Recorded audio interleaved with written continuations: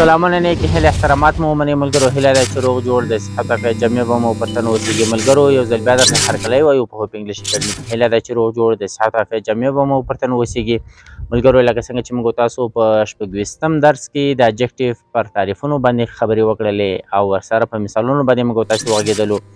نو نن راځو موږ تاسو 20 درس په 20 درس کې موږ تاسو ملګرو لرو د اجکټیو دوه برخې چې مکمل 8 برخې لري. په راتلونکو 2 درسونو کې به انشاءالله موږ تاسو اجکټیو نور پای ته رسوو چې په هره ویډیو کې به موږ تاسو پر 3 برخو باندې خبرې اترې کوو. نو راځو نن موږ تاسو ملګرو د اجکټیو 2 برخو ته ورسره یو څه نوټونه لرو، یاداشت لرو چې دا به تاسو ورسره نوټ ونیسئ تر څو پرې وکولی شئ تاسو په جملو کې هم اجکټیو یا صفات په صحیح طریقه سره وپېژنئ. نو ملګرو که چېرته غواړئ چې انګلیسي ژبه زموږ سره وڅارئ، زموږ یوټیوب چینل درسره سبسکرایب کړئ تر څو پرې زموږ له نوي ویډیوګانو څخه خبر شئ او که زموږ ویډیوګانې څه معلوماتي ویډیوګانې وي د ملګرو سره هم ضرور شیر کړئ. راځو موږ تاسو ملګرو مخکې له دې نه چې 2 برخې ووایو زه یو 2 نوټه در کوم درسره ونیسئ. لومړی نوټ ته راځو. An adjective which is used along with a noun as an attribute is called attributive or direct adjective. صحیح شو؟ یعنی موږ تاسو پښتو کې ویلی سو هغه صفت چې له اسم سره یو ځای د ستاینې په حیث استعمالیږي توصیفي یا مستقیم صفت بلل کیږي. صحیح شو؟ لکه مثال په مثال کې موږ تاسو وایو examples: This is a small class. دغه یو کوچنی ټولګی ده. صحیح شو؟ یا کوچنی ټولګی دی. صحیح شو؟ نو په دې ځای کې موږ تاسو څه شی لرو؟ توصیفي یا مستقیم صفت موږ تاسو دې ته ویلی سو. په دې ځای کې مثلا موږ تاسو کلاس لرو، دا چې دی څه شی دی؟ اسم دی. ګوره موږ تاسو په تعریف کې ویلي چې له اسم سره یو ځای د ستاینې په حیث استعمالیږي. اوس مال چې دی د کلاس سره یو ځای راغلی دی. صحیح شو؟ دې ته ویل کېږي مستقیم یا توصیفي صفت. راځو دوهم مثال ته موږ تاسو Ahmad is a talented student. صحیح شو؟ دا هم څه شی دی؟ توصیفي صفت دی. احمد یو با استعداده زده کوونکی دی. یعنی هر کله چې له اسم سره یو ځای د ستاینې په حیث استعمالیږي نو بیا موږ تاسو دې ته ویلی شو توصیفي صفت. دوهم نوټ در سره ونیسئ. په دوهم نوټ کې موږ تاسو لرو an adjective which is used along with a verb and forms part of a predicate is called predicative or indirect adjective. پښتو ته راځو. هغه صفت چې له فعل سره یو ځای استعمالیږي او د خبرو یو برخه تشکیلوي خبري یا غیر مستقیم صفت بلل کیږي. For examples: The cat in the garden is fat. مثال هغه پشي چې په باغ کې ده چاغه ده. صحیح شو؟ نو په دې ځای کې موږ تاسو غیر مستقیم صفت لرو. راځو دوهم مثال ته. صدیق الله seems happy. صدیق الله خوشحاله معلومیږي.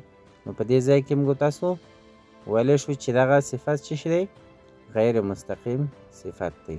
راځو موږ تاسو 2 برخو ته د اجکټیو. لومړی ته راځو adjectives of quality. د حالت یعنی څرنګوالۍ صفتونه موږ داسې په پښتو کې ورته ویلی سو. ډیفینیشن ته راځو موږ تاسو.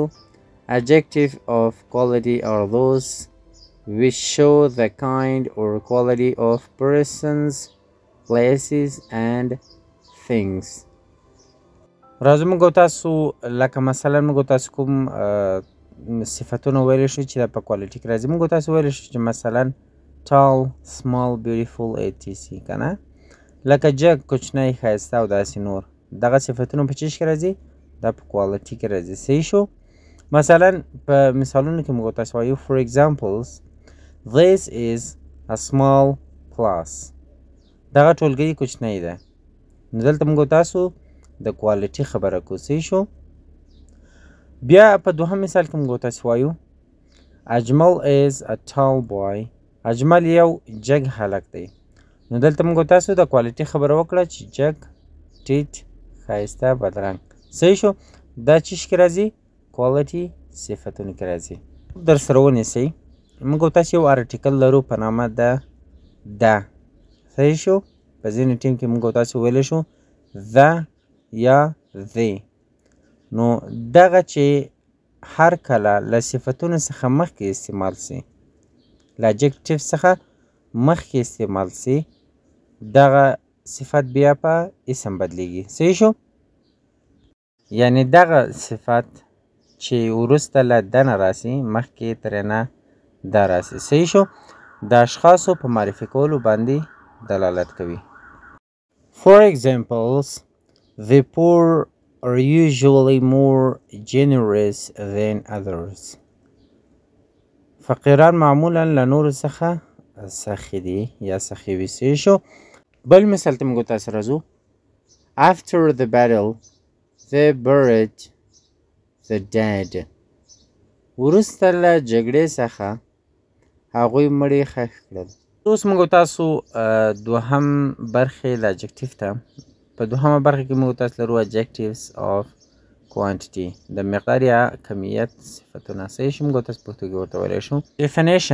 definition ته موږ تاسو راځو. Adjectives of quantity are those which show how much of a thing is meant. راځو چې موږ تاسو په پښتو کې تعریف وایو. د مقدار صفتونه یا د کمیت صفتونه هغه دي چې ښیي څومره یو شی په نظر کې دی، یعنی د یو شی اندازه ښیي. صحیح شو؟ مثلا موږ تاسو په مثالونو کې وایو. For examples, Afghans showed much courage in war. افغانان په جګړه کې ډیره زړورتیا ښکاره کړه. دوهم مثال ته موږ تاسو راځو. عزت الله found some money. عزت الله یو اندازه پیسې پیدا کړې. صحیح شو؟ نو دلته یو اندازه موږ تاسو په نظر کې نیسو، دغه ته ویل کېږي adjectives of quantity چې موږ تاسو د یو شي اندازه ښیو. صحیح شو؟ ملګرو دغه وې د adjective دوه برخې او ورسره څه نوټونه وو. نو هیله ده چې ډېر څه به مو ترېنه زده کړي وي. که مو نه وي زده کړي ویډیو په دقت سره وګورئ، او که څه نظر لرئ په ویډیو کې زموږ سره د کمنټ په سیکشن کې حتما خپل نظریات مو زموږ سره شریک کړئ. او که دا ویډیو څه معلوماتي وه نو د ملګرو سره هم ضرور شیر کړئ تر څو پرې هغوی هم وکولی شي په وړیا توګه سره زموږ سره انګلیسي وڅاري. نو تر راتلونکو ویډیوګانو مو پر سپیڅلي رب سپارم. ښه وخت ښې شپې. الله مو حافظ و ناصر شه.